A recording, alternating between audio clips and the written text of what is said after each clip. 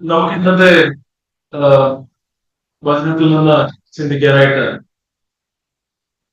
നമുക്ക് പത്രോസിന്റെ ലേഖനത്തിൽ നിന്നുള്ള ഒരു വാക്യമാണ് ചിന്തിക്കാനായിട്ട്. പത്രോസിന്റെ ലേഖനം, പത്രോസിന്റെ ലേഖനം എഴുതുന്നതിന്റെ പശ്ചാത്തലം, പത്രോസിന്റെ ലേഖനം അത് പീഡനം നടക്കുന്ന ഒരു കാലഘട്ടം. വളരെയധികം പീഡനങ്ങളും ഉപദ്രവങ്ങളും ഒക്കെ നടക്കുന്ന ആ ഒരു കാലഘട്ടത്തിൽ വിശ്വാസികളെ നമുക്കുള്ള വിശ്വാസികളെ ഉറപ്പിക്കുവാൻ ബലപ്പെടുത്തുവാനും വേണ്ടിയാണ് ലേഖനം, പ്രത്യേകിച്ച് രണ്ടാമത്തെ ലേഖനം അവിടെ കുറെ ദുരുപദേശങ്ങൾ കടന്നു. അപ്പൊ പീഡനങ്ങളും ദുരുപദേശം ഈ രണ്ടിന്റെയും വിശ്വാസികളുടെ മനസ്സ് ഉറപ്പിക്കാനും അവരെ ബലപ്പെടുത്താനും അവർ തെറ്റിപ്പോകാതിരിക്കാനും തെറ്റായ ഉപദേശങ്ങൾക്ക് പുറകെ പോകാതിരിക്കാനും പത്രോസ് അവരെ മനസ്സിനെ ഉണർത്തി അവരെ പ്രബോധിപ്പിച്ച് നിലനിർത്താനായിട്ട് ശ്രമിക്കുകയാണ്. നാം ഇന്ന് പ്രത്യേകിച്ച് ക്രൈസ്തവ സഭ ഒരു അവസാന നാളുകളിൽ പറഞ്ഞിട്ടുള്ള പ്രശ്നങ്ങളിലൂടെ കടന്നു പോകുമ്പോൾ പല ശിഷ്യരും ഈ തരത്തിൽ അവര് ദൈവവചനത്തിൽ ഉറക്കപ്പെട്ടിട്ടുണ്ട്. ദൈവവചനത്തിൽ ഉറക്കപ്പെടാനായിരിക്കുന്ന സമയത്ത് എന്തെങ്കിലും ഒരു കുലുക്കം വന്നാൽ അവര് കാറ്റുകളിൽ ആടുന്ന ഓടത്തിൽ എന്ന് നമ്മള് എല്ലാ യോഗ സ്റ്റാഫിനെ കുറിച്ച് നാം വായിക്കണം. ഒരു പ്രശ്നം വന്നാൽ, ഒരു രോഗം വന്നാൽ, ഒരു ജീവിതത്തിൽ എന്തെങ്കിലും ഒരു വേർപാട് സംഭവിച്ച് പ്രതീക്ഷിതമായ ഒരു കാര്യം സംഭവിച്ചു പെട്ടെന്ന് തളർന്നു പോകുന്നു, വിശ്വാസം നഷ്ടപ്പെട്ടു പോകുന്നു, ദൈവത്തെ ചോദ്യം ചെയ്യും. അതിന്റെ മധ്യത്തിൽ അവസാന നാളുകളിൽ പ്രശ്നങ്ങളും പ്രയാസങ്ങളും ഒക്കെ കൂടി വരുമ്പോഴും നമ്മൾ ദൈവവചനത്തിൽ നമ്മൾ ഉറച്ചു നിൽക്കാനും ദൈവത്തിൽ ആശ്രയിക്കാനും നമുക്ക് കഴിയണം. ഞാൻ ആ വാക്യം വായിക്കുന്നതിന് മുമ്പ് അപ്പോസ്തല പ്രവൃത്തികൾ 14-ാം അധ്യായത്തിൽ നിന്ന് ഒരു വാക്യം നിങ്ങളെ കാണിക്കാം. അപ്പോസ്തല പ്രവൃത്തികൾ 14-ാം അധ്യായം.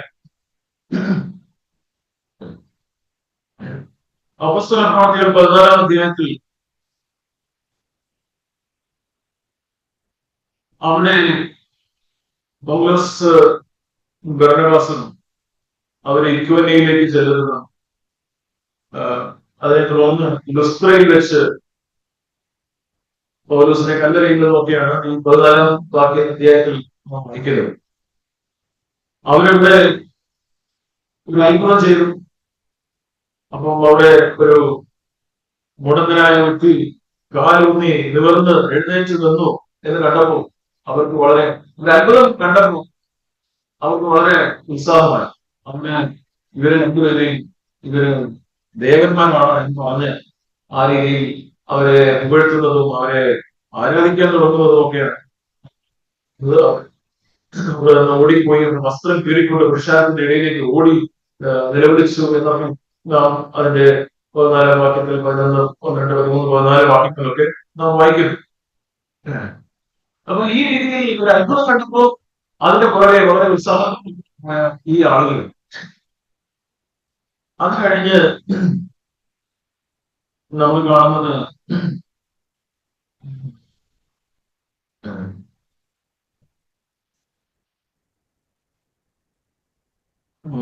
അവന്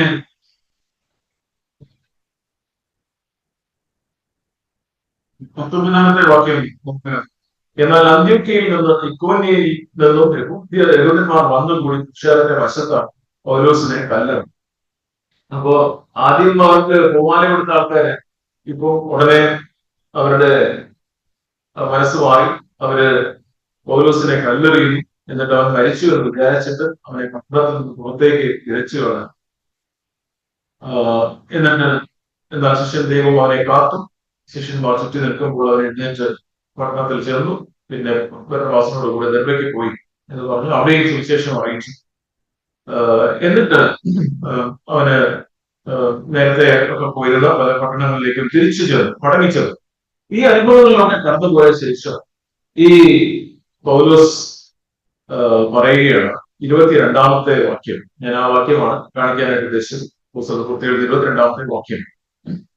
അപ്പൊ വിശ്വാസികളുടെ മനസ്സ് പലരെയും ശിഷ്യരാക്കിയ ശേഷം അവൻ ലുസ്ത്ര, ഇക്കോന്യ, അന്തോക്യ എന്നീ പട്ടണങ്ങളിലേക്ക് മടങ്ങിച്ചത്. എന്നിട്ട് പറയുകയാണ് 22-ാം വാക്യം, വിശ്വാസത്തിൽ നിലനിൽക്കണം എന്നും നാം അനേകം കഷ്ടങ്ങളിൽ കൂടെ ദൈവരാജ്യത്തിൽ കടക്കേണ്ടതാകുന്നു എന്നും പ്രബോധിപ്പിച്ച് ശിഷ്യന്മാരുടെ മനസ്സ് ഉറപ്പിച്ച് ശിഷ്യന്മാരുടെ മനസ്സ് ഉറപ്പിക്കുകയാണ്.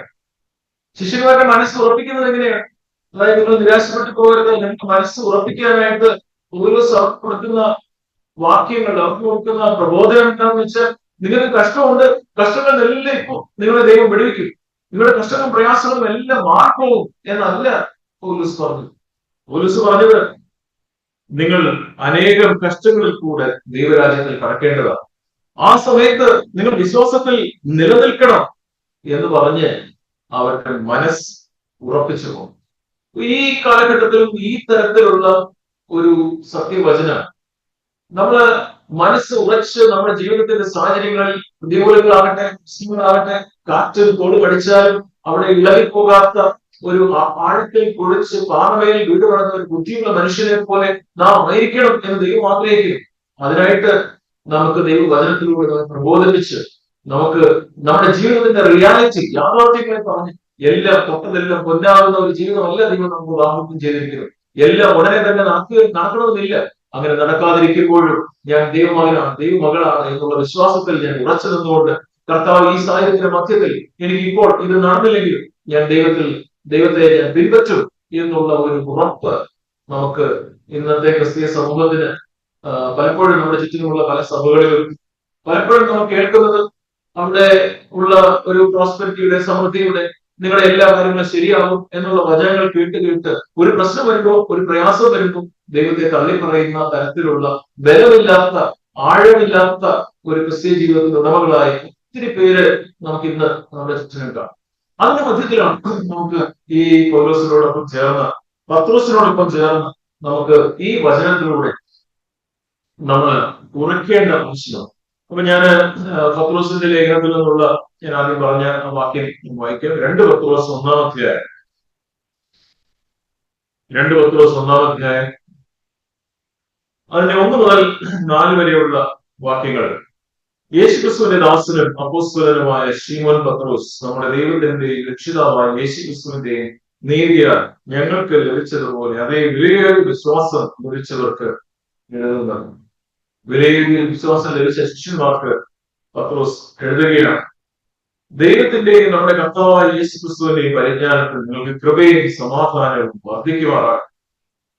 3-ാമത്തെ വാക്യം, തന്റെ മഹത്വത്താലും വീര്യത്താലും വിളിച്ചവന്റെ പരിജ്ഞാനത്താൽ അവന്റെ ദിവ്യ ശക്തി ജീവനും ഭക്തിക്കും വേണ്ടിയതൊക്കെയും നമുക്ക് ദാനം ചെയ്തിരിക്കുന്നുവല്ലോ.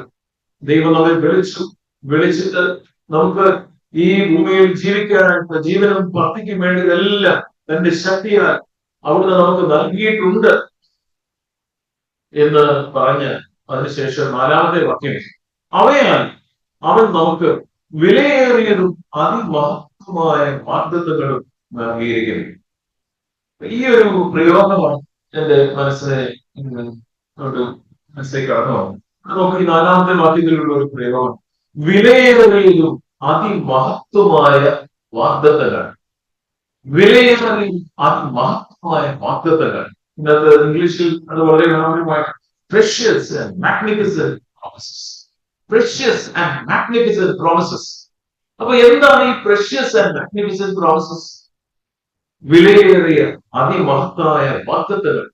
നമ്മൾ പൊതുവെ, ഞാൻ വീണ്ടും പറഞ്ഞതുപോലെ, നമ്മുടെ ചുറ്റിനും വർഷത്തിന്റെ ആദ്യം ഇന്നത്തെ പ്രോമിസ് വാക്യം, പ്രോമിസ് വേഴ്സ്, ഒരു വാഗ്ദത്ത വചനം, മിക്കവാറും വാഗ്ദത്ത വചനം നിങ്ങളെ വാലല്ല തലയാക്കുമെന്നോ അല്ലെങ്കിൽ നിങ്ങളുടെ എല്ലാ പ്രശ്നത്തിലും നിങ്ങളെ കാത്തുകൊള്ളും എന്നുള്ള രീതിയിലുള്ള വാഗ്ദത്ത വചനങ്ങളാണ് പൊതുവെ ആൾക്കാർക്ക് കേൾക്കാൻ ഇഷ്ടം, ആൾക്കാർ തെരഞ്ഞെടുത്ത് കൊടുക്കുന്നത്. എന്നാൽ ഇവിടെ പറയുന്ന പ്രഷ്യസ് ആൻഡ് മാഗ്നിഫിസന്റ് പ്രോമിസസ്, ഇതെന്താണ് എന്ന് ഈ വാക്യത്തിൽ തന്നെ വ്യക്തമാക്കിയിരിക്കുന്നു. എന്റെ തുടർന്നുള്ള ഭാഗത്ത് എന്താ എഴുതിയിരിക്കുന്നത്? നമുക്ക് നൽകിയിരിക്കുന്ന വിലയേറിയതും അതിമഹത്വമായ വാഗ്ദത്തങ്ങൾ ഇവയാണ് നിങ്ങൾ ലോകത്തിൽ മോഹത്താലുള്ള നാശം വിട്ടുപിടിഞ്ഞ് ദിവ്യ സ്വഭാവത്തിന് കൂട്ടാളികളായി തീരുവാൻ വിടുന്നത്. So precious and magnificent promises are those promises that will lead us to partaking of divine nature by escaping the lustful corruption in this world. Precious and magnificent promises, അല്ലെങ്കിൽ വിലയേറിയതും അതിമഹത്വമായ വാഗ്ദത്തങ്ങൾ എന്ന് പറഞ്ഞാൽ എന്താണ്? ഈ വാഗ്ദത്തങ്ങൾ നമ്മെ ഈ ലോകത്തിലുള്ള മാലിന്യങ്ങൾ, ലോകത്തിലുള്ള മോഹത്താലുള്ള നാശം വിട്ടൊഴുകി ദിവ്യ സ്വഭാവത്തിന് നമ്മെ പങ്കാളികളാക്കുവാനായിട്ട് നമ്മെ നടത്തുന്ന വാഗ്ദത്തങ്ങളാണ് വിലയേറിയതും അതിമഹത്വമായ വാഗ്ദത്തം. എന്നാൽ ഇന്ന് നമ്മുടെ ചുറ്റിനും അങ്ങനെയല്ല. വിലയേറിയതും അതിമഹത്വമായ വാഗ്ദത്തങ്ങൾ എന്ന് പറഞ്ഞാൽ നമുക്ക് ഈ ഭൂമിയിൽ ഏറ്റവും നന്നായിട്ട് ജീവിക്കാനായിട്ട് നമ്മെ സഹായിക്കും, ഏറ്റുപറയാൻ, അത് വീണ്ടും വീണ്ടും പറയുവാനുമാണ് നമുക്കൊക്കെ ആളുകൾക്ക് താല്പര്യം. എന്നാൽ വിലയേറിയതും അതിമഹത്വമായ വാഗ്ദത്തങ്ങൾ, ആ വാഗ്ദത്തങ്ങൾ ലോകത്തിന്റെ മോഹത്താലുള്ള നാശം വിട്ടൊഴിഞ്ഞ് ദിവ്യ സ്വഭാവത്തിന് കൂട്ടാളികളായി തീരുവാൻ കർത്താവെ ഓരോ ദിവസം കഴിയുന്നു, ഓരോ മാസം കഴിയുന്നു, എനിക്ക് കൂടുതൽ അതിനായിട്ട് എന്നെ ഉത്സാഹിപ്പിക്കുന്ന ദൈവവചനം, ആ വചനങ്ങളാണ് ഈ വിലയേറിയതും അതിമഹത്വമായ വാക്ക്. അങ്ങനെയുള്ള വചനങ്ങൾ നൽകിയ പൗലോസും പത്രോസും ഒക്കെ ശിഷ്യന്മാരുടെ മനസ്സിനെ ഉറപ്പിച്ച് അവരെ കാറ്റടിച്ച് കോളടിച്ച് അതിന്റെ മധ്യത്തിൽ അവർ വീണു പോകാതെ തകർന്നു പോകാതെ ദൈവത്തിൽ ആശ്രയിച്ചുകൊണ്ട് നിൽക്കുവാനായിട്ട് അവർക്ക് ബലം പകർന്നത് ഇങ്ങനെയുള്ള വിലയേറിയതും അതിമഹത്വമായ വാഗ്ദത്തങ്ങളായി. നമുക്ക് ഈ രീതിയിലുള്ള ചില വാഗ്ദത്തങ്ങൾ നമുക്ക് ഇന്ന് വളരെ പെട്ടെന്ന് നമുക്ക് നോക്കാം. വിലയേറിയതും അതിമഹത്വമായ വാഗ്ദത്തങ്ങൾ, നമ്മുടെ ക്രിസ്തുവിന്റെ സ്വഭാവത്തിലേക്ക് നമ്മെ നയിക്കുന്ന വാഗ്ദത്തങ്ങൾ, ഈ ലോകത്തിന്റെ മോഹത്താലുള്ള നാശത്തിൽ നിന്ന് നമ്മെ മാറി നിൽക്കുവാൻ നമ്മെ ഉത്സാഹിപ്പിക്കുന്ന വാഗ്ദത്തങ്ങൾ. നിങ്ങൾക്ക് ഇടയ്ക്കൊക്കെ ചെറുപ്പക്കാരോട് ചോദിക്കാറുണ്ട്, ഇല്ലാത്തതുകൊണ്ട് നിങ്ങൾ മുതിർന്നവർക്ക് അറിയാമല്ലോ, പുതിയ നിയമത്തിലെ ആദ്യത്തെ പ്രോമിസ്, പുതിയ നിയമത്തിലെ ആദ്യത്തെ വാഗ്ദത്തം എന്താണ്? മത്തായി 1-ാം അധ്യായം 21-ാമത്തെ മത്തായി 1-ാം അധ്യായം 21-ാമത്തെ അവിടെ പറയും, അവൾ ഒരു മകനെ പ്രസവിക്കും, അവൻ തന്റെ ജനത്തെ അവരുടെ പാപങ്ങളിൽ നിന്ന് രക്ഷിപ്പാൻ ഇരിക്കൊണ്ട് നീ അവനെ യേശു എന്ന് പേർ ഇടയണം എന്ന് പറഞ്ഞു. 22-ാമത്തെ വാക്യം, കന്യക ഗർഭിണിയായി ഒരു മകനെ പ്രസവിക്കും, അവന് ദൈവം നമ്മോട് കൂടെ എന്നർത്ഥമുള്ള ഇമ്മാനുവേൽ പേർ വിളിക്കും. പലപ്പോഴും പറയാനുള്ള വാക്യം പുതുതായിട്ട് ഒക്കെ പലരും അടിസ്ഥാനപരമായിട്ടുള്ള ഇങ്ങനെയുള്ള വാക്യങ്ങൾ വീണ്ടും അത് പങ്കുവയ്ക്കുന്നത് നല്ലതാണ് ഞാൻ ശ്രദ്ധിക്കും. പുതിയ നിയമത്തിലെ ആദ്യത്തെ പ്രോമിസ്, അപ്പൊ ഈ ഒരു പ്രോമിസിനെ നമുക്ക് ഒരു പ്രഷ്യസ് ആൻഡ് മാഗ്നിഫിസന്റ് പ്രോമിസ് എന്ന് നമുക്ക് പറയും. വിലയേറിയ മഹത്വമായ ഒരു വാഗ്ദത്തമാണ്. കാരണം എന്താണ്? ഈ വാഗ്ദത്തത്തിൽ എന്താണ് പറയുന്നത്? യേശു എന്നുള്ള പേരിന്റെ അർത്ഥം, യേശു എന്തുകൊണ്ടാണ് പേര് നൽകിയത്? അവൻ തന്റെ ജനത്തെ അവരുടെ പാപങ്ങളിൽ നിന്ന് രക്ഷിക്കാതിരിക്കുന്നുണ്ട്, നീ അവൻ യേശു എന്ന പേർ ഇടയണം. അപ്പം പുതിയ നിയമത്തിൽ ദൈവം നമുക്ക് നൽകുന്ന വാഗ്ദത്തം അത് പാപത്തിന്റെ ക്ഷമ മാത്രമല്ല. പാപത്തിന്റെ ക്ഷമ, ഞാൻ ഒരു പാപം ചെയ്യുന്നു, ഞാൻ തെറ്റ് ചെയ്യും, ദൈവത്തിന്റെ അടുത്ത് പോയി കർത്താവെ എന്നോട് ക്ഷമിക്കണമേ എന്ന് പറയും, കർത്താവ് എന്നോട് ക്ഷമിക്കുന്നു. അപ്പൊ ഞാൻ വീണ്ടും വീണ്ടും വീണ്ടും വീണ്ടും വീണ്ടും കർത്താവിനോട് ഞാൻ ക്ഷമ ചോദിക്കുന്നു, കർത്താവിനോട് ക്ഷമിക്കും, തീർച്ചയായിട്ടും ക്ഷമിക്കും. എന്നാൽ രക്ഷ, പാപത്തിന്റെ രക്ഷ എന്ന് പറയുമ്പോൾ അതൊരു ക്ഷമ മാത്രമാണ്. ക്ഷമിക്കാൻ ഒരു കാര്യമില്ലേ? ഞാൻ കിടക്കുന്ന കുഴിയിൽ നിന്ന് ഞാൻ കുഴിയിൽ ഒരു പൊട്ടക്കിടത്തിൽ കുഴിയിൽ ഞാൻ പറയുന്നു, ദൈവമേ എന്നോട് ക്ഷമിക്കണമേ, ദൈവമേ എന്നോട് ക്ഷമിക്കണമേ ഞാൻ പറയുന്നു. ഞാൻ ക്ഷമിച്ചു മോനെ എന്ന് പറഞ്ഞത് കർത്താവ് പോവുകയാണോ? കർത്താവ് പറയുന്നു, കർത്താവിന്റെ കരങ്ങളെ നീട്ടി, ഞാൻ എന്റെ ഹൃദയത്തിൽ എനിക്ക് ആഗ്രഹമുണ്ട്, എനിക്ക് കുഴിയിൽ നിന്ന് പുറത്തു വരണം എന്നുണ്ടെങ്കിൽ കർത്താവ് തന്റെ കരങ്ങൾ നീട്ടി നമ്മെ ആ കുഴിയിൽ നിന്ന് പുറത്തേക്ക് കൊണ്ടുവരും. അപ്പൊ രക്ഷ എന്ന് പറയുന്നത് പാപക്ഷമ മാത്രം, പാപത്തിന്റെ ശക്തിയിൽ നിന്നുള്ള ഒരു വിടുതലും കൂടെ. ആ പാപത്തിന്റെ കുഴിയിൽ ഞാൻ തുടരേണ്ട ആവശ്യമില്ല, ആ കുഴിയിൽ തന്നെ ഞാൻ ഇരിക്കേണ്ട ആവശ്യമില്ല. ഒരുപക്ഷെ ഏതെങ്കിലും തരത്തിലുള്ള പലതരത്തിലുള്ള ആകാംക്ഷയ്ക്ക് അടിമപ്പെട്ട് ഞാൻ ആകാംക്ഷയെ ഞാൻ തുടരേണ്ട ആവശ്യമില്ല, ഒരു ഭയത്തിന് അടിമപ്പെട്ട ഭയത്തിൽ ഞാൻ തുടരേണ്ട ആവശ്യമില്ല, ഒരു ലൈംഗിക മോഹത്തിന്, ഒരു ഏതെങ്കിലും ഒരു അശ്ലീല ഭയത്തിന് അടിമപ്പെട്ട് ഞാൻ അത് തുടരേണ്ട ആവശ്യമില്ല.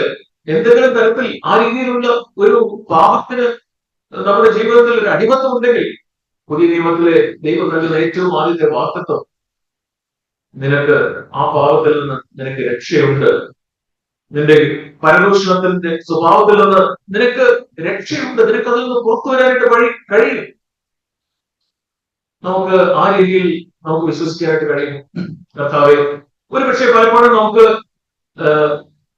ഞാൻ പണ്ട് കേട്ടിട്ടുണ്ട് ഈ പ്രോസ്പെരിറ്റി ഗോസ്പൽ ഇവിടെ കേരളത്തിലേക്ക് ആദ്യം വന്നപ്പോൾ മൊറേലിയിൽ നിന്നൊക്കെയാണ് ഇമ്പോർട്ട് ചെയ്തത്. പിന്നീടാണ് കാറുകളൊക്കെ ഇമ്പോർട്ട് ചെയ്യുന്നത്. ഇപ്പൊ ഈ ടീച്ചിങ് ആണ് യോമിച്ചോ എന്നൊക്കെ പറഞ്ഞ ആള്, അദ്ദേഹം നിങ്ങള് വിഷ്വലൈസ് ചെയ്യണം, സ്വപ്നം കാണും.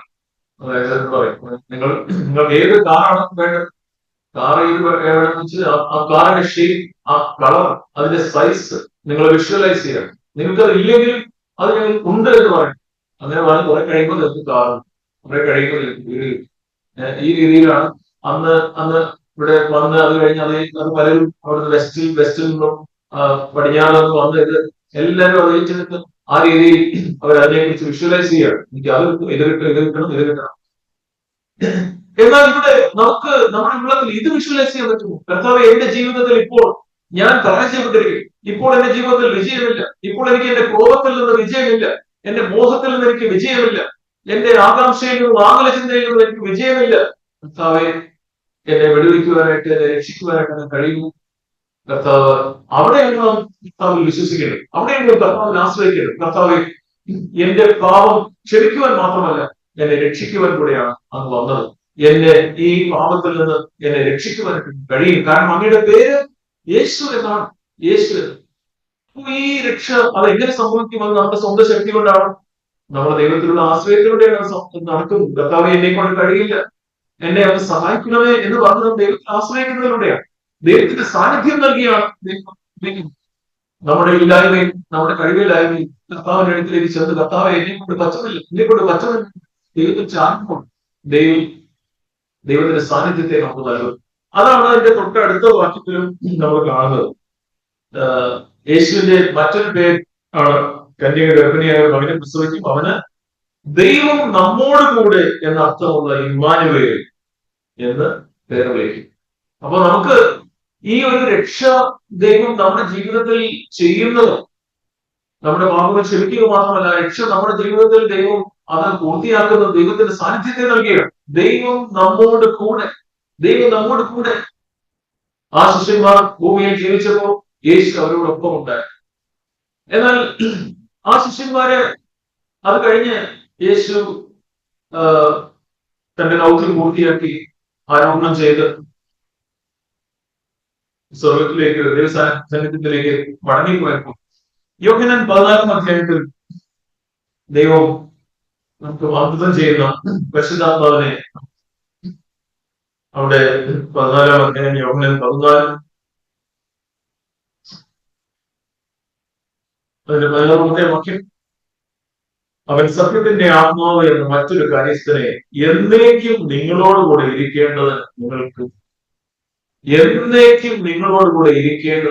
നൽകും. ഇമ്മാനുവേൽ എന്ന് പറഞ്ഞ അർത്ഥം എന്താണ്? ദൈവം നമ്മോട് കൂടെ. അപ്പൊ ദൈവം നമ്മോട് കൂടെ. അപ്പൊ യേശു ഈ ഭൂമിയിൽ ആയിരുന്നപ്പോൾ ശിഷ്യന്മാരുടെ കൂടെ ഉണ്ടായിരുന്നു. അപ്പൊ ഇന്ന് യേശു ഉയർത്തെഴുന്നേറ്റതിന് ശേഷം കർത്താവ് നമ്മോട് പറയുന്നു, ഞാൻ നിങ്ങൾക്ക് സത്യത്തിന്റെ ആത്മാവ് എന്ന മറ്റൊരു കാര്യസ്ഥനെ എന്നേക്കും നിങ്ങളോട് കൂടെ ഇരിക്കേണ്ടതിന് നിങ്ങൾക്ക് നൽകും. അപ്പോ കർത്താവ് നമ്മെ എന്നിട്ട് തുടർന്ന് പറയുന്നു, ഞാൻ നിങ്ങളെ 18 വാക്യം, ഞാൻ നിങ്ങളെ അനാഥരായി വിടുകയില്ല, ഞാൻ നിങ്ങളുടെ അടുക്കൽ വരും. അതിന് തൊട്ട് മുമ്പിലെ വാക്യത്തിന്റെ അവസാന ഭാഗത്ത് പറയുന്നു, അവൻ നിങ്ങളോട് കൂടെ വസിക്കുകയും നിങ്ങൾ ഇരിക്കുകയും ചെയ്യുന്നത് കൊണ്ട് നമ്മിൽ വസിക്കുക, നമ്മോട് കൂടെ ഇരിക്കുക, നമ്മുടെ അടുക്കൽ വരുന്ന, നമ്മുടെ ഉള്ളിൽ ഇരിക്കുന്ന ഒരു ആത്മാവ്, സത്യത്തിന്റെ ആത്മാവിനെ എന്ന കാര്യസ്ഥനെ ഞാൻ നിങ്ങളോട് കൂടെ ഇരിക്കേണ്ടതിന് നിങ്ങൾക്ക് നൽകും. എന്നിട്ട് പറഞ്ഞു 19 വാക്യത്തിന്റെ അവസാന ഭാഗത്ത്, ഞാൻ ജീവിക്കുന്നത് കൊണ്ട് നിങ്ങളും ജീവിക്കും. അപ്പൊ നമുക്ക് പാപത്തിന്റെ ക്ഷമയും പാപത്തിന്റെ ശക്തിയിൽ നിന്നുള്ള ഒരു സ്വാതന്ത്ര്യവും നമുക്ക് ദൈവവചനം അത് വാഗ്ദാനം ചെയ്യുന്നുണ്ട് എന്ന് നമുക്ക് വിശ്വസിക്കുകയും ദൈവം അതിനുള്ള പ്രൊവിഷൻസ് നൽകിയിട്ടുണ്ട്. തന്റെ പരിശുദ്ധാത്മാവിനെ ദൈവം നൽകിയത് ഇന്ന് പൊതുവെ ഒരു അന്യഭാഷയിൽ സംസാരിക്കാൻ അല്ലെങ്കിൽ വേറെ വിധത്തിൽ അത്ഭുതങ്ങൾ പ്രവർത്തിക്കാൻ ഇങ്ങനെയുള്ള കാര്യങ്ങൾക്ക് വേണ്ടിയാണ് പരിശുദ്ധാത്മാവിനെ നൽകിയത് എന്ന് ചുറ്റിനുമുള്ള ഒരു ക്രിസ്തീയ ലോകം വിശ്വസിക്കുമ്പോൾ അതിന്റെ മധ്യത്തിൽ നിന്നുകൊണ്ട് കർത്താവെ എനിക്ക് എന്റെ പാപത്തിൽ നിന്ന് എന്നെ രക്ഷിക്കുമോ, എന്നെ വിടുവിക്കുവാനായിട്ടാണ് പാപം. ഞാനത് വിശ്വസിക്കുന്നു. അങ്ങയുടെ പേര് യേശു എന്നാണ്. അത് എന്നെ കൊണ്ട് എന്റെ സ്വന്തം ശക്തി കൊണ്ട് എനിക്ക് സാധ്യമല്ല. അതുകൊണ്ടാണ് കർത്താവെ എന്ന് പരിശുദ്ധാത്മാവിനെ നൽകിയിരിക്കുന്നത്. ദൈവം എന്നോട് കൂടെ എന്ന ഇമ്മാനുവേൽ കർത്താവെ. അതുകൊണ്ട് എന്നോട് കൂടെ എന്നും ഇരിക്കുന്ന, എന്റെ അടുക്കൽ വരുന്ന, എന്റെ അടുത്ത് വരുന്ന, എന്നോട് കൂടെ ഇരിക്കുന്ന പരിശുദ്ധാത്മാവിനെ അങ്ങ് എനിക്ക് വാഗ്ദാനം ചെയ്തിട്ടുണ്ടല്ലോ. അപ്പൊ നമുക്ക് ഈ ദൈവവചനത്തിലെ ഈ ആദ്യത്തെ വാഗ്ദത്തം, പുതിയ നിയമത്തിലെ ഈ ആദ്യത്തെ വാഗ്ദത്തം, അത് നമുക്ക് ഏറ്റെടുക്കണം. യേശു അത് നമ്മുടെ ജീവിതത്തിലുള്ള ഏത് ഇന്ന് നമ്മെ നിരാശപ്പെടുത്തുന്ന, തളർത്തുന്ന, നമ്മെ താഴേക്ക് വലിക്കുന്ന, നമ്മെ ബുദ്ധിമുട്ടിക്കുന്ന എന്തൊരു പാവമാണ് കർത്താവിന്റെ ശക്തിക്ക് അത് അതീതമാണ്. അത് നമുക്ക് താഴ്മയോടെ കർത്താവിന്റെ അടുക്കിലേക്ക് ചേർന്ന്, കർത്താവെ എനിക്കിങ്ങനെയുള്ള ഒരു പൊത്തൊരുത്ത ജീവിതം പോരാ, എനിക്ക് ഇതിന്റെ അനുഭവപ്പെട്ട് എന്റെ ഈ സംസാരത്തിലെ അല്ലെങ്കിൽ ഒരു പരമേശ്വരൻ പറയുന്ന സ്വഭാവമായിരിക്കും, അല്ലെങ്കിൽ നമ്മുടെ പലപ്പോഴും നമുക്ക് പുരുഷന്മാരായ നമുക്ക് പലപ്പോഴും നമ്മുടെ കോപം പെട്ടെന്ന് ഒരു സാഹചര്യം നമുക്ക് ഇഷ്ടമില്ലാത്ത രീതിയിൽ ഓരോ അവർ പെരുമാറുന്ന സമയത്ത് പെട്ടെന്ന് കുട്ടിപ്പെടുത്തുന്ന ഒരു സ്വഭാവം, ഇതിൽ നിന്ന് കർത്താവ് എന്നെ വിടുവിക്കുവാനായിട്ട് എനിക്ക് കഴിയും. നമുക്ക് ആഗ്രഹിച്ചാലും നമുക്ക് കർത്താവിന്റെ അടുക്കിലേക്ക് ചെന്നാലും മാത്രമേ കർത്താവിനെ നമ്മെ സഹായിക്കാൻ, വിടുവിക്കുവാൻ കഴിയുകയും. നമുക്ക് ദൈവത്തിൽ ആ രീതിയിൽ കർത്താവെ എനിക്ക് കഴിയുന്നില്ല, അങ്ങയുടെ ശക്തി എനിക്ക് നൽകണമേ, അങ്ങയുടെ ബലത്തെ എനിക്ക് പകരണമേ, എന്നോട് കൂടെ വസിക്കുന്ന ഇമ്മാനുവേൽ ആയി അങ്ങയുടെ കാര്യസ്ഥ പരിശുദ്ധാത്മാവ് എന്നിൽ വസിച്ച് എന്നെ ശക്തീകരിക്കണമേ പ്രാർത്ഥിക്കുകയും ആഗ്രഹിക്കുകയും. അപ്പോ ഇതിനോട് ബന്ധപ്പെട്ടത് തന്നെയാണ് പുതിയ നിയമത്തിലെ രണ്ടാമത്തെ പ്രോമിസ്. നമ്മുടെ പുതിയ നിയമത്തിലെ രണ്ടാമത്തെ വാഗ്ദത്തം നമ്മൾ മത്തായി 3-ാം അധ്യായത്തിൽ കാണുന്നു. 3-ാം അധ്യായത്തിൽ ഈ 1-ാമത്തെ വാഗ്ദത്തം ഫുൾഫിൽ ചെയ്യാനായിട്ട് നമ്മുടെ ജീവിതത്തിൽ നമുക്ക് ഈ മത്തായി 3-ാം അധ്യായത്തിൽ നിന്നുള്ള ഈ രണ്ടാമത്തെ വാഗ്ദത്തം നമുക്ക് എടുക്കാം. ഞാനിപ്പോൾ പറഞ്ഞല്ലോ, പരിശുദ്ധാത്മാവ് നമ്മോട് കൂടെ എന്ന് പറഞ്ഞു. 3-ാം അധ്യായത്തിന്റെ 11-ാം വാക്യം, അവിടെ യോഹന്നാൻ സ്നാപകൻ പറയുന്നു, യേശുവിനെ കുറിച്ച് പറയുന്നത്, എന്റെ പിന്നാലെ 11-ാം വാക്യത്തിന്റെ മധ്യഭാഗം, എന്റെ പിന്നാലെ വരുന്നവനും എന്നേക്കാൾ ബലവാനാണ്, എന്റെ ചെരുപ്പ് ചുമക്കുവാൻ ഞാൻ മതിയായവനല്ല, അവൻ നിങ്ങളെ പരിശുദ്ധാത്മാവും തീയിലും സ്നാനം.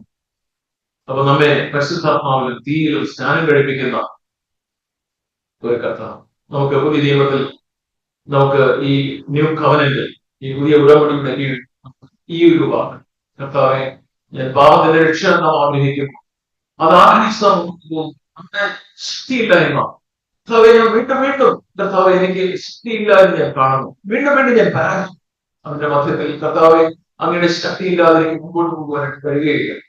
ഞാൻ ഓർക്കുന്നുണ്ട്, ഒരു ചെറുപ്പക്കാരനായിട്ടാണ് ചില പാവങ്ങൾക്ക് പരാജയപ്പെട്ട് ഞാൻ ആകെ നിരാശനായി,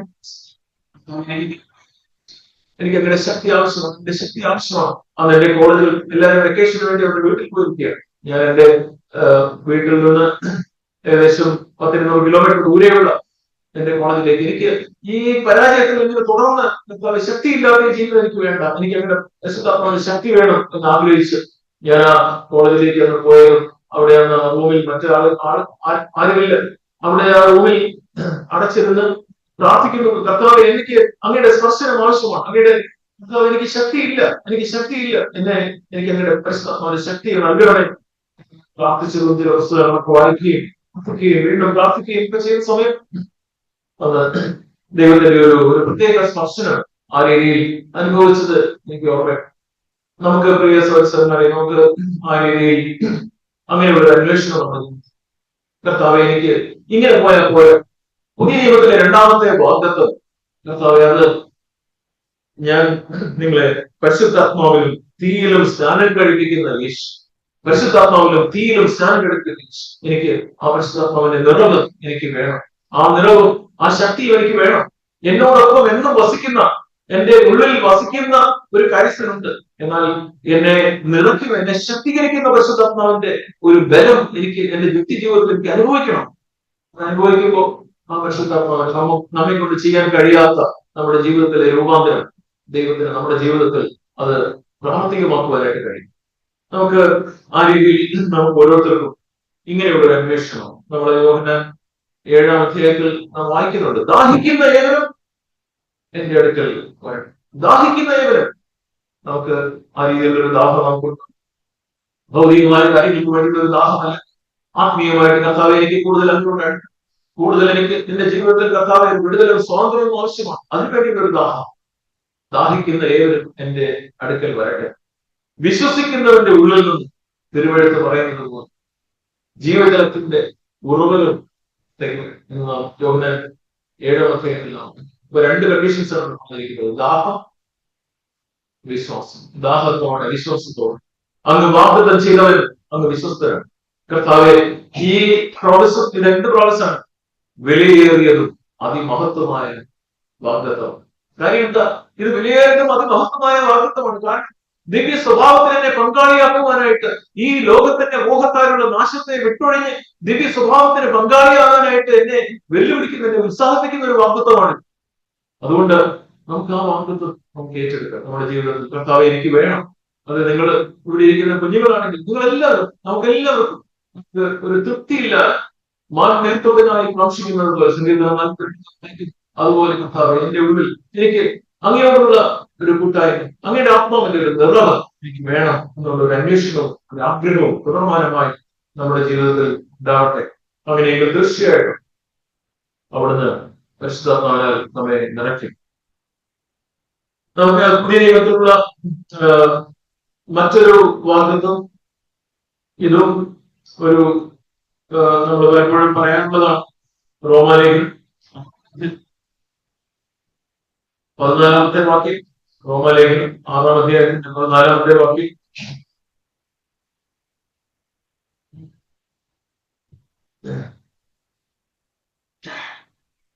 റോമാലേഖനം 6-ാം അധ്യായത്തിൽ അതിന്റെ 8 മുതലുള്ള വാക്യങ്ങൾ നാം വായിച്ചാൽ അവിടെ ക്രിസ്തുവിനോട് കൂടെ മരിക്കുന്നതിനെ കുറിച്ചും ക്രിസ്തുവിനോട് കൂടെ ജീവിക്കുന്നതിനെ കുറിച്ചും ഒക്കെയാണ് നാം അവിടെ വായിക്കുന്നത്.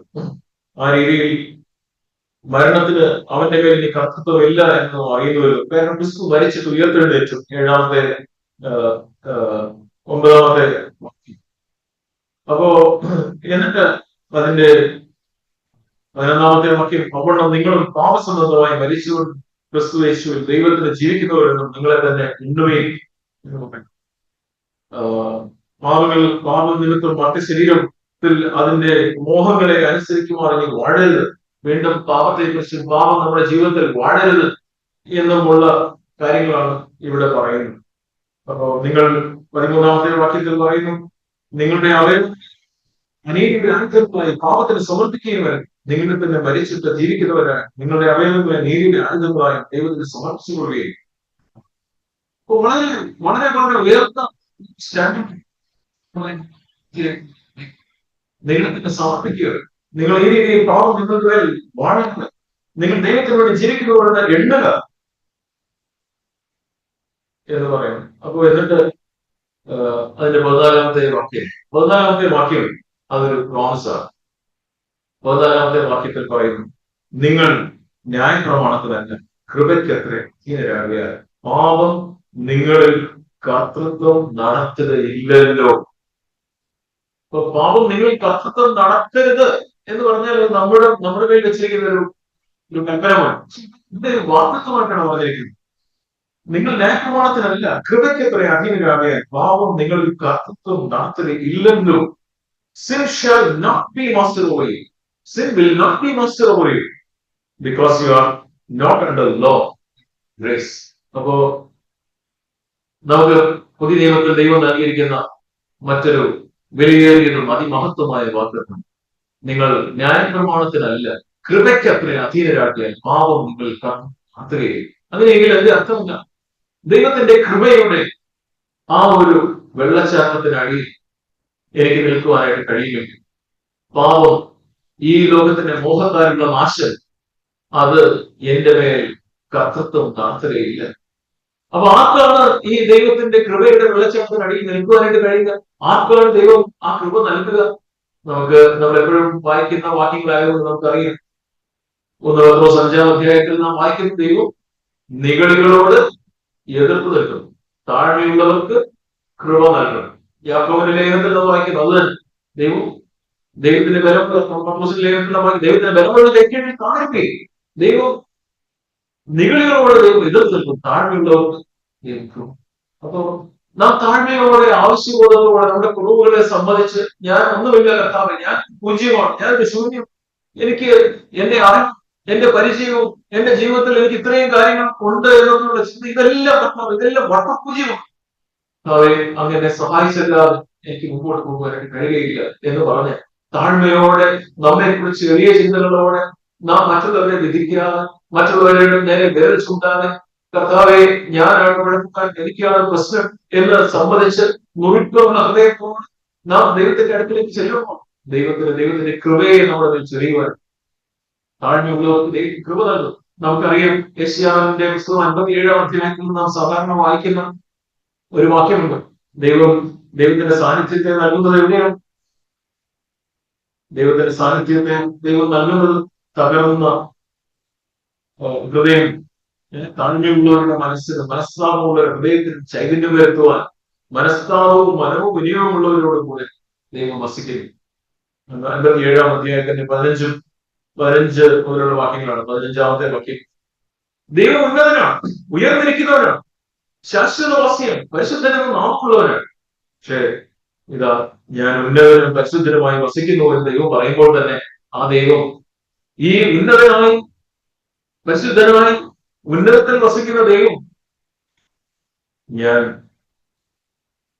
താഴ്മയുള്ളവരുടെ മനസ്സിലും മനസ്താപമുള്ളവരുടെ ഹൃദയത്തിനും ചൈതന്യം വരുത്തുവാൻ മനസ്താപവും മനോവിനയവും ഉള്ളവരോട് കൂടെയും.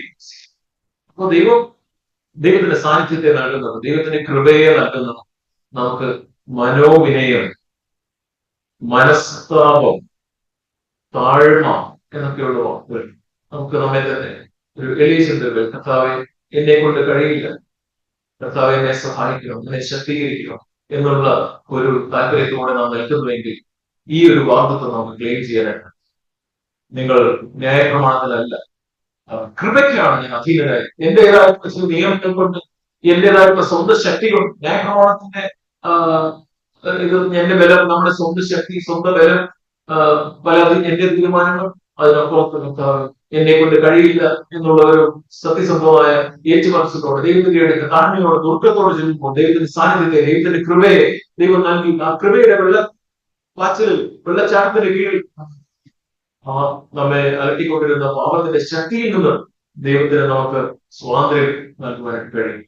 നമുക്ക് ഈ ഒരു വാക്ക്, വലിയൊരിതും അതിമഹത്വമായ ഈ ഒരു വാക്ക്, ലോകത്തിന്റെ മോഹത്താലുള്ള നാശത്തെ വിട്ടൊഴിഞ്ഞ ദിവ്യ സ്വഭാവത്തിന് പങ്കാളിയാകുവാൻ നമ്മെ സഹായിക്കുന്ന ഈ വാക്ക്, അത് നമുക്ക് ക്ലെയിം ചെയ്യും. നമ്മൾ പല വാഗ്ദത്തങ്ങൾ നാം പോയിക്കൊണ്ടിരിക്കുകയാണ്. നമുക്ക് മറ്റൊരു വാഗ്ദത്തം നമ്മള് 1 Corinthians 10-ാം അധ്യായത്തിന്റെ 9-ാമത്തെ, അതും നമുക്ക് പലപ്പോഴും നാം വായിക്കുന്ന നമുക്ക് പരിചയമുള്ള ഒരു വാക്യമാണ്. 1 Corinthians 10-ാം അധ്യായം അതിന്റെ 13-ാമത്തെ, പലതരത്തിലുള്ള പരീക്ഷകളിലൂടെ, പ്രയാസങ്ങളിലൂടെ, ബുദ്ധിമുട്ടിലൂടെ പലപ്പോഴും നമ്മുടെ മനസ്സിലേക്ക് ഉയരുന്ന ഒരു ചോദ്യമാണ്, എന്തുകൊണ്ട് എനിക്കിങ്ങനെ സംഭവിച്ചു, എന്തുകൊണ്ട് എന്റെ ജീവിതത്തിൽ ഇങ്ങനെ വന്നു എന്നൊക്കെ. സാധാരണ രീതിയിൽ നമുക്ക് ദൈവവചനത്തിൽ നാം ഉറച്ചില്ലെങ്കിൽ ഇങ്ങനെയുള്ള ചോദ്യങ്ങൾ നമ്മുടെ മുമ്പിൽ. എന്നാൽ ഇവിടെ ഈ വചനം, ദൈവവചനം എന്താണ് പറയുന്നത്? നമുക്ക് ഈ വചനം നമുക്ക് ഏറ്റെടുക്കുവാനായിട്ട് കഴിയുമോ? 1 Corinthians 10:13, മനുഷ്യർക്ക് നടപ്പല്ലാത്ത പരീക്ഷ നിങ്ങൾക്ക് നേരിട്ടിട്ടില്ല, ദൈവം വിശ്വസ്തൻ, നിങ്ങൾക്ക് കഴിയുന്നതിന് മീതെ പരീക്ഷ നേരിടുവാൻ സമ്മതിക്കുക, നിങ്ങൾക്ക് സഹിക്കാൻ കഴിയേണ്ടതിന് പരീക്ഷയോടുകൂടെ അവിടുന്ന് പോക്കുവഴിയും. ഈ ഒരു പ്രോമിസ് അത് എത്ര പ്രൊഫൗണ്ടാണ്, എത്ര ആഴമേറിയതാണ് എന്ന് നാം നമ്മുടെ ജീവിതത്തിന്റെ ഇന്ന് നമ്മൾ കടന്നു പോകുന്ന സാഹചര്യത്തോട്, അല്ലെങ്കിൽ നിങ്ങളുടെ ജീവിതത്തിൽ കടന്നുപോയ ഏറ്റവും വലിയ പ്രയാസത്തോട് മധ്യത്തിൽ നിങ്ങൾ ഈ വാക്യം അത് അപ്ലൈ ചെയ്ത് നോക്കുക. No temptation has overtaken you, but such as is common to man. God is faithful, who will not allow you to be tempted beyond what you are able, but with the temptation He will provide a way of escape also, so that you will be able to endure it. അപ്പൊ നമ്മള് ഇന്ന് കടന്നു പോകുന്ന ഏറ്റവും നമുക്ക് ബുദ്ധിമുട്ടെന്ന് തോന്നുന്ന ഒരു പ്രയാസം, ഒരു പരീക്ഷ, ഒരു ശോധന, ആ ശോധന മധ്യത്തിൽ ഈ ദൈവത്തിന്റെ വചനം പറയുന്നത് എന്താണ്? മനുഷ്യർക്ക് നടപ്പില്ലാത്ത ഇത്, ഇതിനേക്കാളും തീവ്രമായ പരീക്ഷകളിലൂടെ നമ്മുടെ പല സഹോദരങ്ങൾ കടന്നു പോകുന്നുണ്ട്, പല ബുദ്ധിമുട്ടുകളിലൂടെ കടന്നു പോകുന്ന ഒത്തിരി പേരുണ്ട്. ഇത് നിനക്ക് മാത്രം വന്നൊരു പ്രശ്നമല്ല. എന്നിട്ട് പറയുന്നു ദൈവം വിശ്വസ്തരാണ്. ഈ സാഹചര്യത്തിൽ ദൈവം വിശ്വസ്ത. നിങ്ങളുടെ കഴിവിന് മീതെ പരീക്ഷ നേരിടുവാൻ ദൈവം സമ്മതിക്കുകയില്ല. അങ്ങനെയെങ്കിൽ എന്റെ ജീവിതത്തിൽ ഇന്ന് ഞാൻ കടന്നു പോകുന്ന ഒരു പരീക്ഷ, ഒരു തീവ്രമായ പരീക്ഷ, അത് ദൈവം അനുവദിച്ചെങ്കിൽ, അത് ദൈവം നോക്കുമ്പോൾ ഈ മകൾക്ക് ഈ പരീക്ഷയിലൂടെ കടന്നു പോകുവാനുള്ള കഴിവുണ്ട് എന്ന് കണ്ടതുകൊണ്ടാണ്. ഞാനൊരു തിയറി പറയുകയല്ല. ഞങ്ങൾ ജീവിതത്തിലൂടെ പല പ്രയാസങ്ങളിലൂടെ കടന്നുപോയിട്ടുണ്ട്, അപ്രതീക്ഷിതമായ സംഭവങ്ങളിലൂടെ കടന്നുപോയിട്ടുണ്ട്. ഞങ്ങളുടെ മൂത്ത മകൾ 16 വയസ്സിൽ വേർപെട്ട് പോയിട്ടുണ്ട്. ദൈവത്തിന്റെ സന്നിധിയിലേക്ക് ചേർക്കണം. ആ തീവ്രമായ ബുദ്ധിമുട്ടുകളുടെയും വേദനകളുടെയും മധ്യത്തിൽ നമ്മൾ പ്രതീക്ഷിക്കാത്ത കാര്യങ്ങൾ നമുക്ക് വിലയേറിയതും അതിമഹത്വമായ ഈ ഒരു വാക്ക്, എന്റെ കഴിവിന് മീതെ ഒരു പരീക്ഷയും ദൈവം അനുവദിക്കുകയും, ദൈവം ഒരു പരീക്ഷ അനുവദിച്ചിട്ടുണ്ടെങ്കിൽ ആ പരീക്ഷയോട് കൂടെ അവിടുന്ന് ഒരു പോക്ക് വഴിയും അത് സഹിക്കുവാൻ കഴിയേണ്ടത് ദൈവം മീതെ പരീക്ഷ നേരിടുവാൻ സമ്മതിക്കാറ്. നിങ്ങൾ സഹിക്കാൻ കഴിയേണ്ടത് പരീക്ഷയോട് കൂടെ അവിടുന്ന് ഒരു പോക്ക് വഴി. ആ പോക്ക് വഴി എന്ന് പറഞ്ഞാൽ ഈ പരീക്ഷ മുഴുവൻ അങ്ങ് നീങ്ങിപ്പോകും എന്നുള്ളതല്ല. അവിടുന്ന് തന്റെ കൃപ ചൊരിഞ്ഞ് ആ സാഹചര്യത്തിലൂടെ കടന്നു പോകുവാനുള്ള ശക്തി ദൈവം നമുക്ക് പകർന്നത്. ഒരു ഉറുപ്പുമില്ലാതെ ദൈവത്തെ മഹത്വപ്പെടുത്തിക്കൊണ്ട്, ദൈവത്തെ സ്തുതിച്ചുകൊണ്ട് നമുക്ക് ആ സാഹചര്യത്തിലൂടെ നമുക്ക് മുമ്പോട്ട് പോകുവാനുള്ള ശക്തി ദൈവം തരും എന്നുള്ളത് അതൊരു വിലയേറിയതും അതിമഹത്വമായ. പൗലോസിന്റെ ജീവിതത്തിൽ 2 കൊരിന്ത്യർ 12-ാം അധ്യായത്തിൽ നാം വായിക്കുന്നു, അവിടെ തന്റെ ജീവിതത്തിൽ തനിക്കുണ്ടായിരുന്ന ഒരു മുള്ള് അത് നീങ്ങിപ്പോകുവാനായിട്ട്, അത് ഒരു രോഗമാണ്, തന്റെ കണ്ണിന്റെ ഒരു അസുഖമാണ്. അപ്പോ 3 പ്രാവശ്യം അത് നീങ്ങിപ്പോകണം എന്ന് പ്രാർത്ഥിച്ചെങ്കിലും കർത്താവ് അവനോട് പറഞ്ഞ ഉത്തരം 9-ാമത്തെ വാക്യത്തിൽ നാം കാണുമ്പോൾ 2 കൊരിന്ത്യർ 12:9 നാം വായിക്കുന്നു, അവൻ എന്നോട് എന്റെ കൃപ നിനക്ക് മതി, എന്റെ ശക്തി ബലഹീനതയിൽ തികഞ്ഞു വരുന്നു, ആകയാൽ ക്രിസ്തുവിന്റെ ശക്തി എന്റെ മേൽ ആവസിക്കേണ്ടതിന് ഞാൻ അതിസന്തോഷത്തോടെ എന്റെ ബലഹീനതകളിൽ പ്രശംസിക്കും. ഇപ്പോ വളരെ തീവ്രമായ ഒരു പ്രശ്നത്തിലൂടെ, എന്ന് വെച്ചാൽ ചെറിയൊരു പ്രശ്നമല്ല, ചെറിയൊരു കണ്ണിന്റെ പ്രശ്നമല്ല, കണ്ണിൽ കൂടെ ഒഴുകുന്നു, അത് മറ്റുള്ളവർക്ക് അതൊരു അസ്വസ്ഥത ഉണ്ടാകുന്നു, പ്രയാസം ഉണ്ടാകുന്നു, കാണാൻ പറ്റുന്നില്ല, കാണാനുള്ള ബുദ്ധിമുട്ട്, ആളുകൾക്ക് ഉണ്ടാക്കുന്ന ബുദ്ധിമുട്ട്, ഇതിന്റെയൊക്കെ മധ്യത്തിൽ പൗലോസ് പറയുകയാണ് പ്രാർത്ഥിച്ച് ആ സാഹചര്യം മാറിയില്ല. അപ്പോൾ പൗലോസ് പറയുന്നു, പൗലോസിനോട് ദൈവം പറഞ്ഞ ഈ വാക്ക് പൗലോസ് ഏറ്റെടുത്തു. പൗലോസിനോട് ദൈവം എന്താണ് പറഞ്ഞത്? എന്റെ കൃപ നിനക്ക് മതി, നിന്റെ ഈ ബലഹീനതയിൽ, നിന്റെ ഈ പ്രശ്നത്തിന്റെ മധ്യത്തിൽ എന്റെ കൃപ നിനക്ക് ജയിക്കുവാനുള്ള ശക്തി നൽകുന്ന എന്റെ കൃപ, ആ പവർ അത് തികഞ്ഞു വരുന്നു. അതുകൊണ്ട് എനിക്ക് ക്രിസ്തുവിന്റെ ആ ശക്തി, കൃപ എനിക്ക് വേണം, അത് എന്റെ മേൽ ആവസിക്കണം, ആ കൃപ എന്റെ മേൽ തുടർമാനമായിട്ട് ഉണ്ടാവണം, ആ ശക്തി എന്റെ മേൽ ആവസിക്കണം. അതുകൊണ്ട് ഞാനിപ്പോ പൗലോസിന്റെ നേരത്തെ ഉണ്ടായിരുന്ന ആ പ്രാർത്ഥന, അയ്യോ അത് മാറിപ്പോണമേ എന്നുള്ളത് മാറ്റി ഗിയർ മാറുന്നത് പോലെ പൗലോസ് പറയുകയാണ്, അതിസന്തോഷത്തോടെ എന്റെ ബലഹീനതകളിൽ വിശ്വസിക്കും. അതിസന്തോഷം, വെറും സന്തോഷം എന്ന് മാത്രമല്ല പറയുന്നത്, അതിസന്തോഷത്തോടെ. ഇംഗ്ലീഷിൽ അത് പറയുന്നത് ഞാൻ അതിനെക്കുറിച്ച് പ്രശംസിക്കും എന്നാണ് പറയുന്നത്. Most gladly, അതിസന്തോഷത്തോടെ. പ്രിയ സഹോദരന്മാരെ, നമുക്ക് നമ്മുടെ ജീവിതം ചെറിയ ചെറിയ പ്രശ്നങ്ങൾ വരുമ്പോൾ ഉടനെ ആകെ ഒരു ബലമില്ലാത്ത വിശ്വാസികളായി, ക്രിസ്ത്യാനികളായി, പരാതിയും ബലവെറുപ്പുള്ളവരായി നിൽക്കാം. നമുക്ക് ഈ പുതിയ നിയമത്തിൽ ദൈവം നൽകിയിരിക്കുന്ന വിലയേറിയതും അതിമഹത്വമായ വാഗ്ദത്തങ്ങളെ നമുക്ക് ഏറ്റെടുക്കാം. കർത്താവേ, എനിക്ക് അങ്ങനെ കൃപ മതി. ഈ പൗലോസ് ഇതാ റോമാലേഖനം 8-ാം അധ്യായത്തിന്റെ അവസാന ഭാഗത്ത് പൗലോസിന്റെ ആ ഒരു ജയഘോഷം എന്ന് നമുക്ക് പറയും, ആത്മാവിലുള്ള ജീവിതത്തെ കുറിച്ചൊക്കെയാണ് റോമാലേഖനം 8-ാം അധ്യായം നാം വായിക്കുന്നത്. എന്നാൽ 8-ാം അധ്യായത്തിന്റെ അവസാന ഭാഗത്ത് അവിടെ പറയുന്നത്, നാമോ 37-ാമത്തെ വാക്യം, നാമോ നമ്മെ സ്നേഹിച്ചവൻ മുഖാന്തരം ഇതിലൊക്കെ പൂർണ്ണ ജയം പല രീതിയിലുള്ള പ്രശ്നങ്ങൾ, ബുദ്ധിമുട്ടുകൾ, അറക്കുവാനുള്ള ആടുകളിലേക്ക് പോലെ ഞങ്ങൾ എണ്ണുന്നു. പല രീതിയിലുള്ള പ്രശ്നങ്ങളുണ്ട്, ഞങ്ങൾ കടന്നു പോകും. ഞാൻ നമ്മെ സ്നേഹിച്ച, എന്നെ സ്നേഹിച്ച, എന്റെ കഴിവിനെ അറിയുന്ന, എന്റെ കഴിവിനെ ഒരു പരീക്ഷയും അനുവദിക്കാത്ത, ഈ എന്റെ ബലഹീനതയിൽ എനിക്ക് കൃപ പകരുന്ന ഈ കർത്താവിന്റെ ആ സ്നേഹം, അതിന്റെ മധ്യത്തിൽ എനിക്ക് ഈ സാഹചര്യത്തെ ജയിക്കുവാനായിട്ട് കഴിയും. പരാതിയില്ലാതെ, പ്രതികൂലത്തില്ലാതെ ദൈവത്തെ ആശ്രയിച്ചുകൊണ്ട് എനിക്ക് മുമ്പോട്ട് പോകുവാനായിട്ട് കഴിയും. എന്നിട്ട് പൗലോസ് പറയുന്നു 38, 39 വാക്യങ്ങൾ, മരണത്തിനോ ജീവനോ ദൂതന്മാർക്കോ മത്സരിക്കും, അധികാരങ്ങൾക്കോ ഇപ്പോഴുള്ളതിനോ വരുമാനമുള്ളതിനോ ഉയരത്തിനും ആഴത്തിനും മറ്റു യാതൊരു സൃഷ്ടിക്കോ നമ്മുടെ കർത്താവായ യേശു ക്രിസ്തുവിലുള്ള ദൈവ സ്നേഹത്തിൽ നിന്ന് നമ്മെ വേർതിരിക്കുവാൻ കഴിയുകയില്ല. ദൈവത്തിന്റെ കൃപ, ദൈവത്തിന്റെ പരിശുദ്ധാത്മാവിന്റെ ശക്തി ഒരു വ്യക്തിയുടെ ജീവിതത്തിൽ ചെയ്യുവാൻ കഴിയുന്ന ഒരു അത്ഭുത പ്രവൃത്തിയാണ്. ജീവിതത്തിന്റെ പ്രശ്നങ്ങൾ, സാഹചര്യങ്ങൾ ഏതുമായി എന്റെ മധ്യത്തിൽ കർത്താവെ അങ്ങനെ കൃപ എനിക്ക് മതി, അങ്ങനെ ശക്തി എനിക്കുണ്ടെങ്കിൽ എനിക്ക് ഈ സാഹചര്യത്തിലൂടെ ജയത്തോടുകൂടെ എനിക്ക് കടന്നു പോകുവാനായിട്ട് കഴിയും എന്ന് പറയുന്ന ആ ഒരു വിശ്വാസം, ദൈവത്തിലുള്ള ആശ്രയം. നമുക്ക് അവസാനമായിട്ട് ഒരു പ്രോമിസും കൂടെ നമുക്ക് നോക്കാം.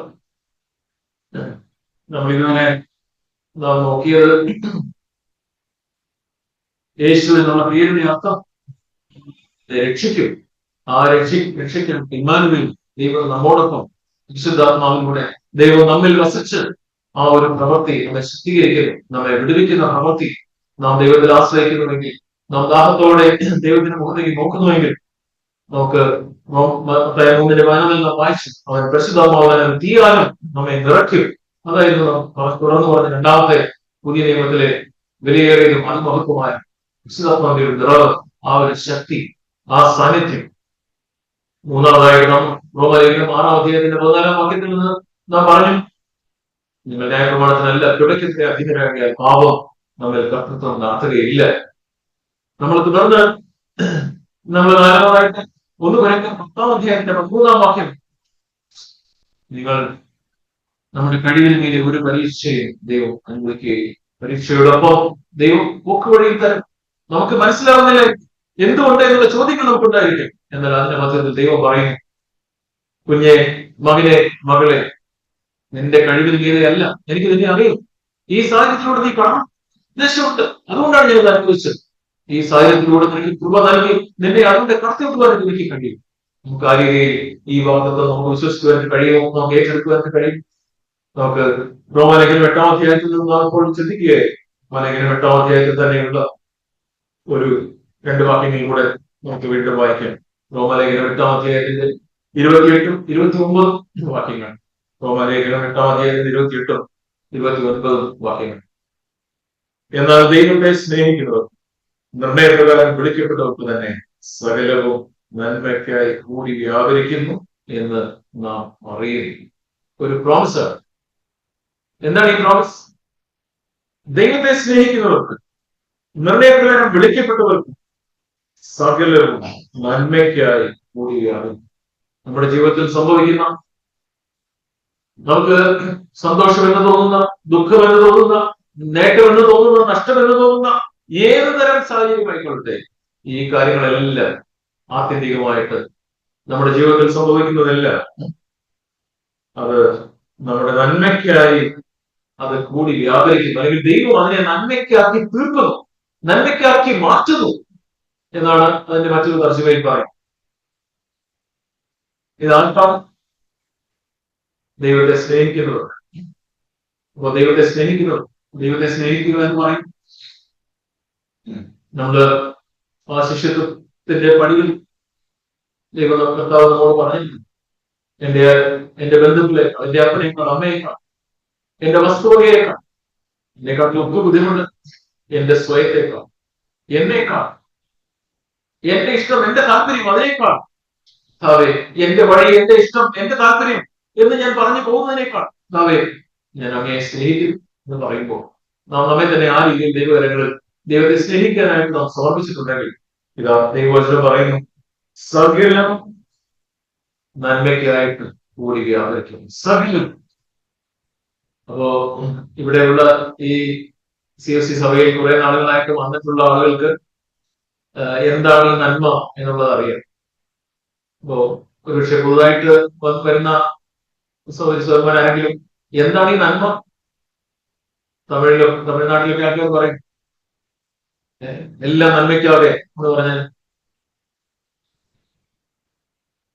ചില കൊട്ടേഷനൊക്കെ ഇവിടുത്തെ ആളുകളൊക്കെ പറഞ്ഞതൊക്കെ പറയാറുണ്ട്, എല്ലാം നന്മയ്ക്കാതെ.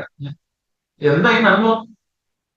ആ നന്മ എന്താണ്? എന്റെ തൊട്ടടുത്ത വാക്യത്തിൽ വായിക്കുന്ന 29-ാമത്തെ വാക്യം, അവൻ മുന്നറിഞ്ഞവരെ എന്റെ പുത്രൻ അനേകം സഹോദരന്മാർ ആദ്യജാതനാകേണ്ടത് അവന്റെ സ്വരൂപത്തോട് അനുരൂപരാകുവാൻ നിശ്ചയിച്ചിരിക്കുന്നു.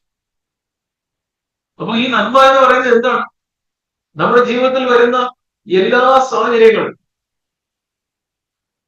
സകലവും, അത് നമ്മൾ ആ സകല എല്ലാ സാഹചര്യങ്ങളുടെ മധ്യത്തിൽ ദൈവമേ ഞാൻ എന്നെക്കാട്ടിലുപരി അവനെ സ്നേഹിക്കുന്നു, എനിക്കുള്ളതിനെക്കാട്ടിലുപരി ഞാൻ അവനെ സ്നേഹിക്കുന്നു, എന്റെ ബന്ധുക്കളെക്കാട്ടിലുപരി ഞാൻ അങ്ങയെ സ്നേഹിക്കുന്നു. നമുക്കുണ്ടാവുന്ന ചില നഷ്ടങ്ങളായിരിക്കാം, നമുക്കുണ്ടാവുന്ന ചില പ്രശ്നങ്ങളായിരിക്കാം, അതെല്ലാം ആത്യന്തികമായിട്ട് എന്റെ നന്മയ്ക്കായി ദൈവം അതിനെ മാറ്റുന്നു. ആ നന്മ എന്താണ്? 29-ാമത്തെ വാക്യത്തിൽ പറയുന്നു, പുത്രന്റെ സ്വഭാവത്തോട് സ്വരൂപത്തോട് അനുരൂപരാകുവാൻ മുന്നിയെ വെച്ചിരിക്കും. യേശുവിന്റെ സ്വഭാവത്തോട് അനുരൂപരാകുവാൻ നമ്മെ മുന്നിയെ വെച്ചിരിക്കും. യേശുവിനെ കുറിച്ച് അവിടെ പറയുന്നു, അവൻ മുന്നറിഞ്ഞവരെ തന്റെ പുത്രൻ അനേകം സഹോദരന്മാരിൽ ആദ്യജാതനാകേണ്ടത്. അപ്പോ യേശു ആദ്യജാതനാണ്. ആദ്യജാതനായ യേശുവിന്റെ ഇളയ സഹോദരന്മാരായിട്ട് നമ്മെ ദൈവം വിളിച്ചിട്ട് ആ യേശുവിന്റെ സ്വഭാവത്തോട് നമുക്കും എനിക്കും നിനക്കും അനുരൂപരാകുവാനായിട്ട് കഴിയും. ആ സ്വഭാവത്തോട് നമുക്ക് ദിവ്യ സ്വഭാവത്തിന് നമുക്ക് പങ്കാളികളായി തീരുവാനായിട്ട് കഴിയും. അതിനായിട്ടുള്ള ഒരു വാഗ്ദത്തം, വിലയേറിയതും അതിമഹത്വമായ ഒരു വാഗ്ദത്തം, ദിവ്യ സ്വഭാവത്തിന് നമ്മെ പങ്കാളികളാക്കുന്ന, ലോകത്തിന്റെ മോഹത്താലുള്ള നാശത്തെ വിട്ടുവഴിയുവാൻ നമ്മെ പ്രേരിപ്പിക്കുന്ന ഒരു വാഗ്ദത്തം. വാഗ്ദത്തം എന്താണ്? സകലവും ദൈവത്തെ സ്നേഹിക്കുന്നവർക്ക്, നന്മക്കാരെ വിളിക്കപ്പെട്ടവർക്ക് തന്നെ സകലവും നന്മയ്ക്കായി കൂടി വ്യാപരിക്കുന്നു എന്ന് നാം അറിയുന്നു. ഇതൊരു സംശയത്തോടു കൂടിയല്ല, ഞാനിത് അറിയുന്നു, എനിക്ക് ഉറപ്പാണ്.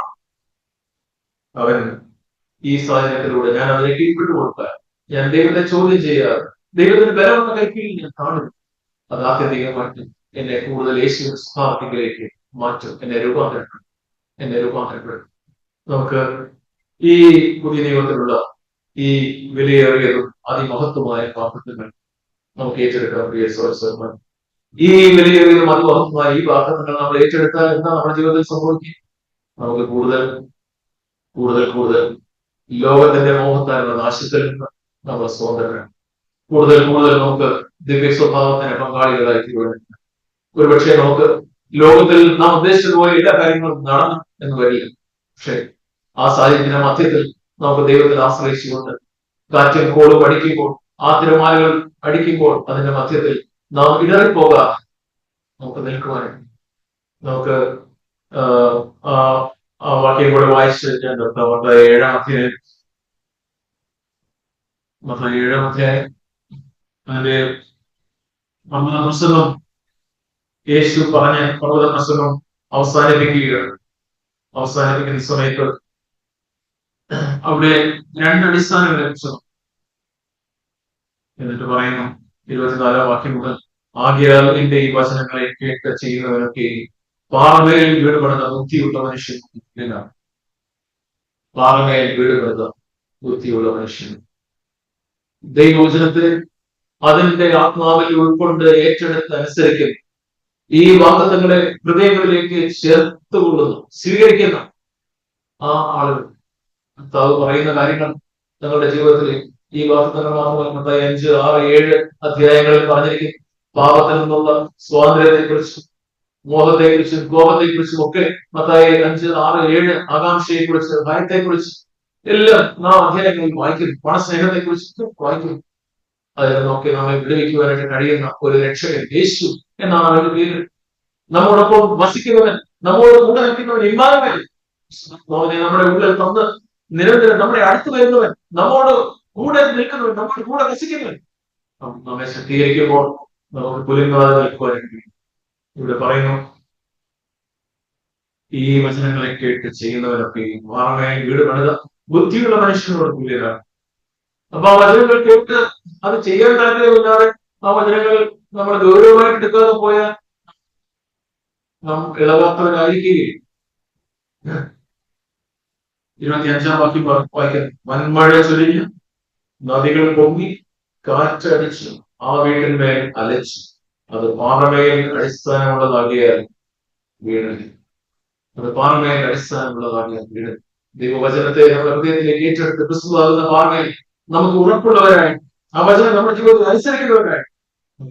എന്റെ ഈ വചനങ്ങളെ കേട്ട് ചെയ്യാത്തവരൊക്കെ മണലിന്മേൽ വീഴുവാൻ പ്രശ്നം. വൻ മഴ ചെറിഞ്ഞു, നദികൾ പൊങ്ങി കാറ്റടിച്ചു, ആ തലച്ചു വീണു. വീഴ്ച വലിയതാണ്.